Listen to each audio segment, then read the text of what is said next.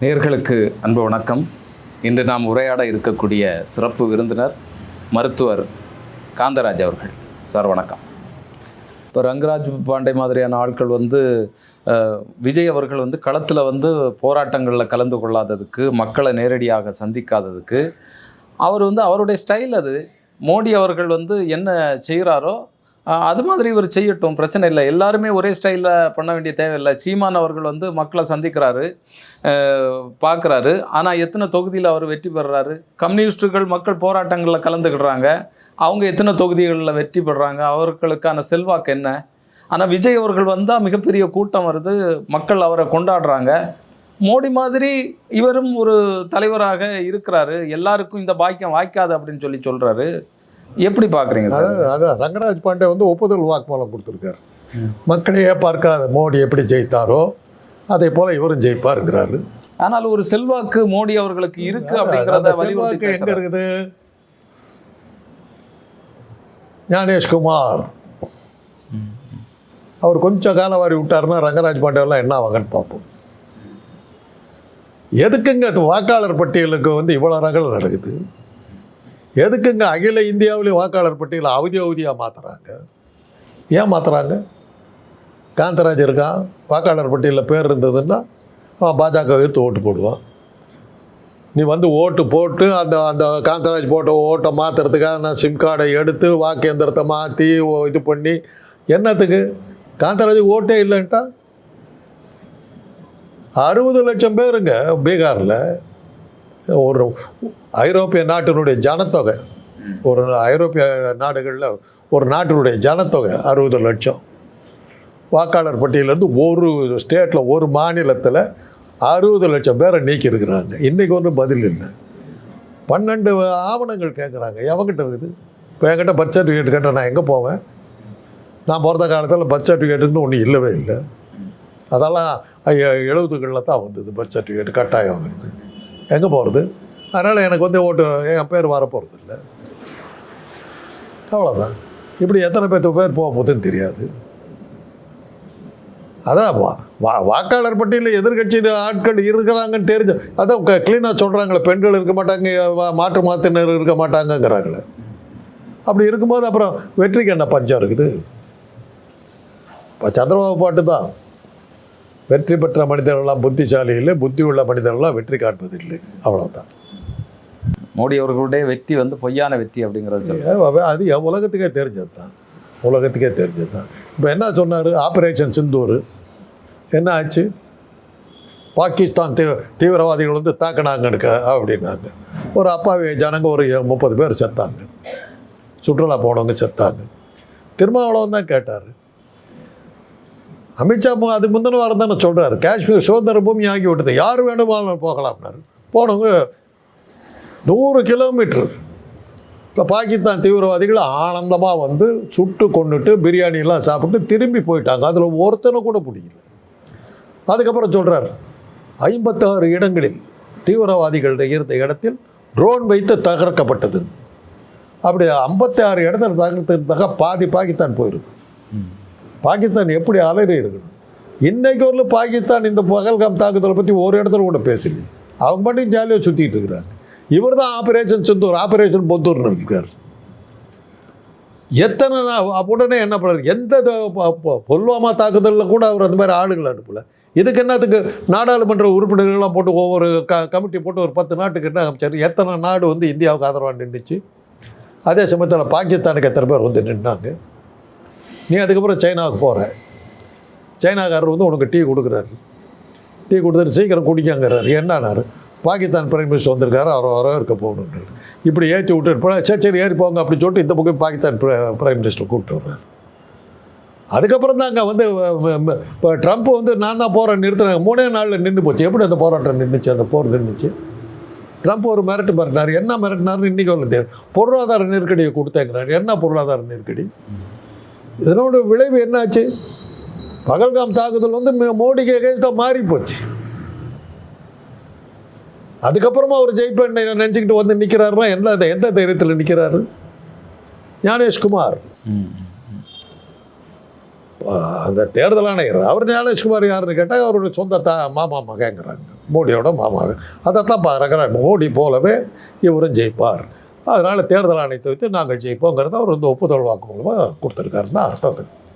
இந்த ஒரு மாதத்துக்கு பிறகு தாவேகா கட்சியினர் விஜய் அவர்கள் வந்து அறிக்கை வெளியிட்டிருக்கிறாரு. இன்னொன்று, தமிழக அரசை திமுகவை எதிர்த்து வந்து அவர் அறிக்கை வெளியிட்டிருக்கிறாரு. இந்த டெல்டா மாவட்டங்களில் நெல் கொள்முதல் பண்ணாததுனால அதெல்லாம் முளைச்சி விவசாயிகளுக்கு பெருத்த நஷ்டமாகுது. அந்த நெல் மணிகள் எப்படி முளைத்து நஷ்டமாகுதோ அது மாதிரி திமுக மீதான எதிர்ப்பு முளைத்து வளர்ந்து இந்த ஆட்சியை வந்து கவிழ்க்கும் அப்படின்னு சொல்லியிருக்கிறார். எவ்வளோ மோசமான உதாரணம் பார்த்தீங்களா?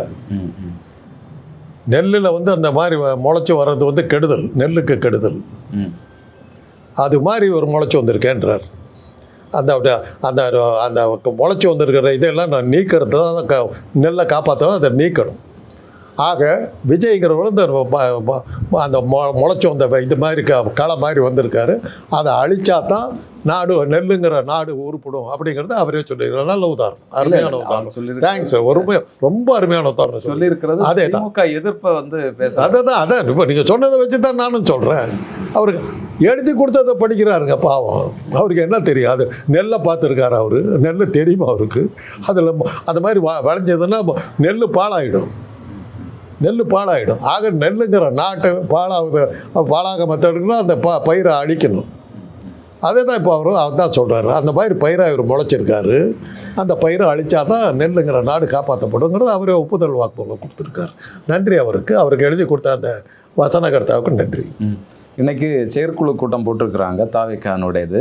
தொடர்ந்து வந்து நம்முடைய செயல்பாடுகள் அன்றாடம் நடக்கணும் அப்படிங்கிறதுக்காக வரக்கூடிய 5ஆம் தேதி நவம்பர் 5ஆம் தேதி வந்து சிறப்பு பொதுக்குழு கூட்டத்தை வந்து கூட்டியிருக்கிறாரு. இதுக்கு பிறகு வீறு நடை போட்டு திமுகவை வந்து நம்ம எதிர்ப்போம், மக்கள் நம்ம கூட இருக்கிறாங்க, அந்த அமைதி புரட்சியை தான் நம்ம பார்த்துட்ருக்கோம், ரொம்ப கவனமாக அடுத்த அடியை வந்து நம்ம எடுத்து வைக்கணும் அப்படின்னு சொல்லியிருக்கிறாரு. எப்படி பார்க்க? அந்த ஊரில் எந்த ஊரில் பொதுக்குழு போடுறாரோ அந்த ஊரில் இருக்கிற ஜனங்க ஜாக்கிரதை இருந்துக்கணும், அவ்வளோதான். அப்புறம் வந்து நாளைக்கு வந்து விஜய் வந்து கூட்ட நெரிசலில் சிக்கி இறந்தவர்களுக்கு அனுதாபம் தெரிவிக்கிறேன்னு சொல்லிட்டு வந்தாருனாக்கா அதெல்லாம் கேட்கக்கூடாது. அதெல்லாம் கொஞ்சம் அரசாங்கம் பார்த்துக்கணும். இப்போ கூட இவர் வந்து இவ்வளோ இது பண்ணார். இப்போ அந்த பொதுக்குழுங்கிற உறுப்பினர்களை யார் தேர்ந்தெடுத்தா? அந்த நிர்வாக செயற்குழு உறுப்பினர்களை யார் தேர்ந்தெடுத்தா? இவராக போட்டுக்கிட்டு இருக்காரு. இவர் கூட இவர் சினிமா பார்க்க வந்த 10 பசங்களை கூட்டிகிட்டு வந்து வச்சுக்கிட்டு இருக்காரு. முதல்ல அவர் ஏற்கனவே வந்து விவசாயிகளுக்காக போராடினார்ல பரந்தூரில், முதல்ல கேட்டேன். அது என்னாச்சு அந்த போராட்டம்? அது எப்போ நடத்துகிறதா இருக்காரு? அது நவம்பர் 5ஆம் தேதி அறிவிப்பாரா? பரந்தூர் விமான நிலையத்தை கைவிடவில்லை என்றால் நாடு தழுவிய போராட்டம் ஒன்று அறிவிப்பாரா? 10 கோடி பேர் வச்சுருக்காரு. இந்த விவசாயிகளுக்கு சார்பாக விவசாயிகளுக்கு சார்பாக தாங்க பேசினார். இப்போ பேச்சு 4 மாதம் ஆச்சு, நிகழ்வும் காணோம். அதனால் அவருக்கு நினைவுபடுத்துங்க. தலைமைச் செயலகம் சென்னையில் தான் இருக்குது, இவர் பனையூரில் தான் இருக்கிறீங்க. விவசாயிகள் அப்படியே தான் இருக்காங்க. விமான நிலையமும் வந்துக்கிட்டு இருக்குது. எப்போ நிறுத்துறதா போராட்டம் நடத்த போகிறோம், எப்போ நடைப்பயணம் போக போகிறேன்னு சொல்லுங்கள், பார்க்கலாம்.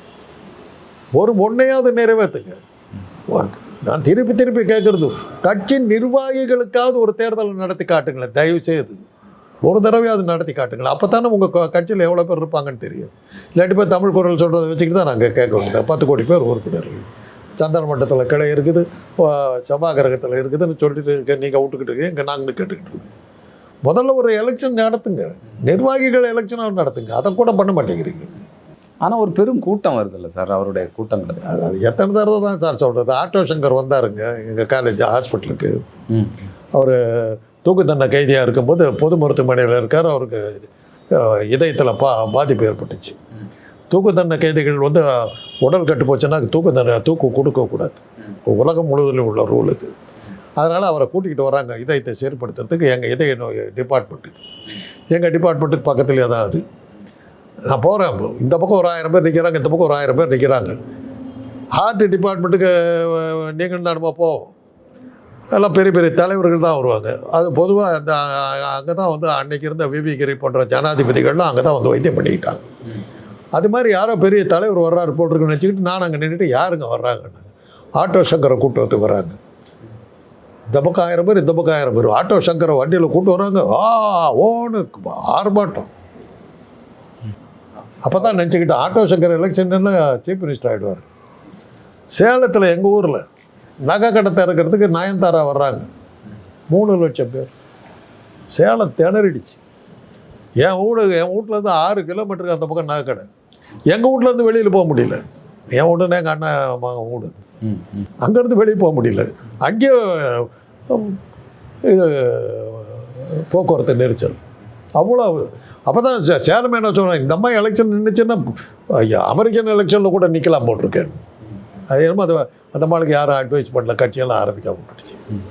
இந்த கூட்டத்தை வச்சுக்கிட்டு இதில் கூட நீங்கள் பார்த்தீங்கன்னா கேட்க வந்த கூட்டமாக இருந்தால் மைக்கு கிட்ட பக்கத்தில் நிற்பாங்க. மற்ற கட்சி கூட்டங்கள்லாம் என்ன பண்ணுவாங்க, ஒரு வீடியோ இதை வச்சுருவாங்க, பெரிய ஸ்க்ரீன் வச்சு இவங்க பேசுறது அப்படியே அந்த ஸ்க்ரீனில் தெரியும், எங்கேருந்து பார்த்தாலும் தெரியும். அந்த ஏற்பாடுகள் கூட பண்ணலையா? இவர் ஒரு சினிமாக்காரர் தானே. கார் இந்த வேன் பஸ்ஸு ஃபுல்லாக வச்சுருந்த சிசிடிவி வச்சுருந்தியோ, ஒரு கேமரா வச்சு நீ நிற்கிற இடத்த காட்டியிருந்தாக்க இந்த இது நடந்திருக்குமா? வேற ஒன்றும் வேணாம். அதை மாதிரி திரையெல்லாம் வச்சிருக்க கூடாது அப்படின்னு சொல்லி கட்டுப்பாடுகள். அது இப்படி ஒவ்வொன்றுக்கும் கட்டுப்பாடு. ஜென்ரேட்டர் ரூம் எப்படி வச்சாங்க? ஜென்ரேட்டர் ரூம் வைக்கிற அளவுக்கு மின்சாரம் வேணும். அதான் மின்சாரம். அது மின்சாரத்தை கொடுத்தவங்க வந்து ஜென்ரேட்டர் இதை வைக்கக்கூடாதுன்னு சொல்லியிருப்பாங்களா? எதுக்கு எடுத்தாலும் ஏன்னா பேண்ட்டு விட மாட்டேன் நாங்கள், என்ன ஜட்டி போட விடுவாங்க. அதனால தான் நான் நிர்வாணமாக வந்து நின்று வந்தார் அவர். கதை அளக்கிறதுக்கு அளவு இல்லை. ஏங்க உங்களுக்கே ஒரு கேள்வி கேட்குறேன். எங்களையெல்லாம் பார்த்தா அவ்வளோ முட்டாளாக தெரியுது. என்னத்துக்கு இப்படிலாம் சொல்கிறீங்க? கவர்மெண்ட்டு சொல்லிச்சா இதை வைக்கக்கூடாது, கவர்மெண்ட்டு சொல்லிச்சா இது பண்ணக்கூடாதுன்னு. அப்புறம் என்னத்துக்கு நீ கட்சி நடத்துகிற? எதுக்கெல்லாம் பயந்துக்கிட்ட நிறுத்திவிட்டல? உனக்கு துணிச்சல் இருந்தால் வெப்பன்னு வச்சுருக்கணும் இல்லை, ஏன் வைக்கல நீ? அவ்வளோ வேண்டாங்க. உன்னை சுற்றி இதை ஓய்பிரிவு பாதுகாப்பு இருந்தாங்களா? அவங்க ஒரு 20 பேர் இருந்தாங்கல்ல. அவங்க இப்போ காவல்துறையை சேர்ந்தவங்க தானே. அவங்க பொதுமக்களை காப்பாற்ற வேண்டிய கட்டாயம் இல்லை அவங்களுக்கு.